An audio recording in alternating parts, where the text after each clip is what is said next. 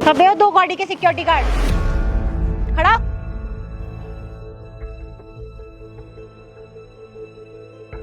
Ma'am साहब, आपने मुझे लात क्यों मारी? अच्छा, लात क्यों मारी? अबे तू मुझे एक बात बता, मैं इतनी देर से तुझे आवाज मार मार के थक चुकी, पर तुझे सुनाई नहीं दे रहा? यहाँ बैठ के आराम से खाना खा रहा है। आवाज? मेम साहब, हमें कोई आवाज सुनाई नहीं दी। हम सच कह रहे हैं मेम साहब, हमें कोई आवाज सुनाई देती तो हम दौड़कर आपके पास आते। अबे ओ, ये नाटक ना बंद कर अपना। तुझे पता भी है मुझे और मेरे हस्बैंड को ना अभी पार्टी में निकलना है, हमें लेट हो रहा है। ये खाना वाना छोड़ और चुपचाप गाड़ी साफ कर। मेम साहब, हमें बहुत तेज भूख लगी है, सुबह से हमने कुछ नहीं खाया है। 2 मिनट दे दीजिए, हम खाना खा लेते हैं, फिर आपकी गाड़ी साफ कर देंगे। तेरा खाना खाना इम्पोर्टेंट नहीं है, मेरा और मेरे पति का जाना भी इम्पोर्टेंट है। तो जितना तुझे कह रही हूँ ना उतना काम कर, और मुझे ना फर्क नहीं पड़ता तू खाना खाए या भूखा मरे।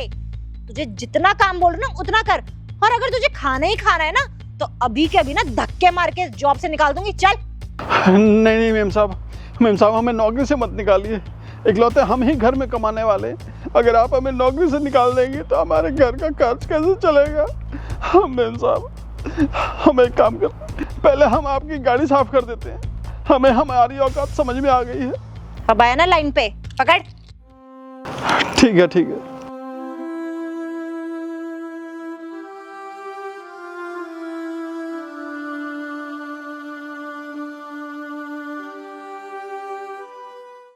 अच्छा बेबी, हम ना रात को डिनर पे चलेंगे। मैंने तुम्हारा फेवरेट रेस्टोरेंट बुक किया है। नहीं, मुझे नहीं जाना कहीं भी। पर क्यों नहीं जाना? अरे यार, मैंने एक बार बोल दिया ना मुझे नहीं जाना, तो तुम्हें इतनी सी बात समझ नहीं आती क्या? राहुल, तुम ऐसे कैसे मेरे से बात कर रहे हो यहाँ पर, और सबके सामने वो भी? तुम्हारा कोई हक नहीं है तुम इस तरह मेरी इंसल्ट करो यहाँ। अच्छा, तुम्हें अपनी इज्जत का तो बहुत ख्याल है, जो तुम लोगों की बेइज्जती करते हो सबके सामने, उसका क्या? क्या कह रहे हो? मुझे कुछ समझ नहीं आ रहा। कुछ समझ नहीं आ रहा? मैं समझाता हूँ। जब आज दोपहर को तेरा खाना खाना इम्पोर्टेंट नहीं है, मेरा और मेरे पति का जाना भी इम्पोर्टेंट है। तो जितना तुझे कह रही हूँ ना उतना काम कर, और मुझे ना फर्क नहीं पड़ता तू खाना खाए या भूखा मरे। आज जो तुमने अंकल के साथ किया है ना, वो बहुत गलत किया है। एक बात बताओ, क्या उनकी इज्जत नहीं है? वो तो तुमसे उम्र में इतने बड़े हैं, तुमने आज उनको लात मारी। अरे सब लोग देख रहे थे, हंस रहे थे सब। अब वो भी तो इसी रास्ते से आना जाना करेंगे ना, वो कैसे मुंह उठा के चलेंगे, कैसे लोगों को फेस करेंगे? कभी सोचा है तुमने? मुझे ना तुमसे ये उम्मीद नहीं थी दीप्ति। एक बात बताओ, सोसाइटी में तुम्हारी इतनी इज्जत है, लोग इतना अच्छा समझते हैं तुम्हें, और तुम क्या कर रही हो? लात मार रही हो, वो भी एक सिक्योरिटी गार्ड को।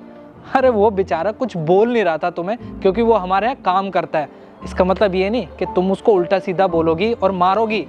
नहीं दीप्ति, मुझे ना आज सच में बहुत ज़्यादा बुरा फील हो रहा है उसके लिए। देखो, मुझे ना कहीं नहीं जाना तुम्हारे साथ डिनर करने, ये बात कान खोलकर सुन लो। और तुम ना उनसे माफ़ी मांग लो जाके। एटलीस्ट माफ़ी नहीं मांग सकती ना, तो उनसे प्यार से बात कर लो, उनको वो भी अच्छा लगेगा। जा रहा हूँ मैं।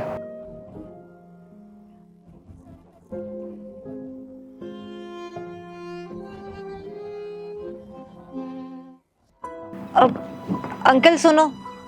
मेम साहब, हमें मारिएगा मत, हमसे गलती हो गई। आज हम गाड़ी साफ नहीं कर पाए। आगे से हमें ना बिना कहे आपकी गाड़ी पहले ही साफ कर दिया करेंगे। हमें हमारी नौकरी बहुत प्यारी है, हमें नौकरी से मत निकालिएगा। अब अंकल, आप प्लीज मुझसे डरिए मत। मैं यहाँ आपको मारने के लिए नहीं आई हूँ, मैं तो आपसे यहाँ माफी मांगने के लिए आई हूँ। मैंने आपके साथ इतनी बदतमीजी करी, और आज दोपहर जब आप खाना खा रहे थे तो आपको खाना खाते हुए लात भी मार दी। प्लीज अंकल, मुझे माफ कर दो, बट आई प्रॉमिस मैं कभी दोबारा ऐसा नहीं करूँगी, आपकी इंसल्ट नहीं करूँगी कभी भी, हमेशा आपकी रिस्पेक्ट करूँगी। प्लीज मुझे माफ कर दो। नहीं नहीं मेम साहब, आप माफ़ी मत मांगिए। आपको आपकी गलती का एहसास हो गया है, हमारे लिए इतना ही काफ़ी है। और वैसे भी आपके यहाँ हम नौकरी करते हैं, उसी से ही हमारा घर का खर्च चल रहा है, हमारे बीवी बच्चे पल रहे हैं, और आप ही हमसे माफ़ी मांगेंगे तो ऐसे अच्छा नहीं लगता।